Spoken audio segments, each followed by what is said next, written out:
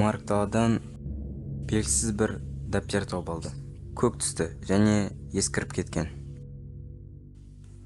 Ол оны өз үйіне алып кетті. Бос уақыты болғанда қарау үшін. Бос уақытым болмаса да, сурет салу үшін ба алып кете салайын. Кеш батты. Марк болса өз баласын ұйықтауға апарды. Ал өзі кешкі шоуды қарауға отырды. Сосын дәптер жайлы есіне түсіп кетті.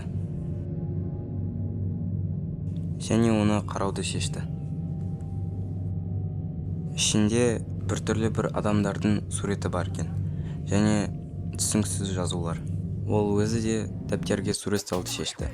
Себебі сол уақытта не істерін білмеді. Және мүлдем ұйықтағысы келмеді. Сахнадағы бір рэперді және де оның мысығы Бартикті салуды шешті.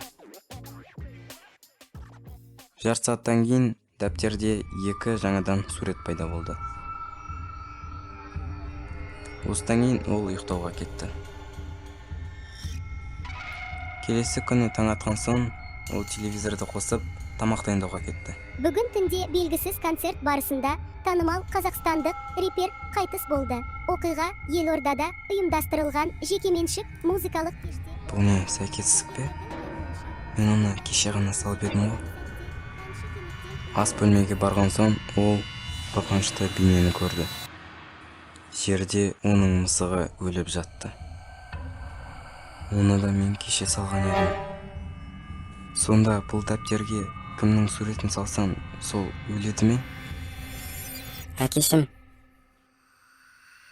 мен таңертең ертерек тұрып, сенің үстеліңде дәптер таптым. Ол жерге кім салғанын тауып көрші. Әкешім.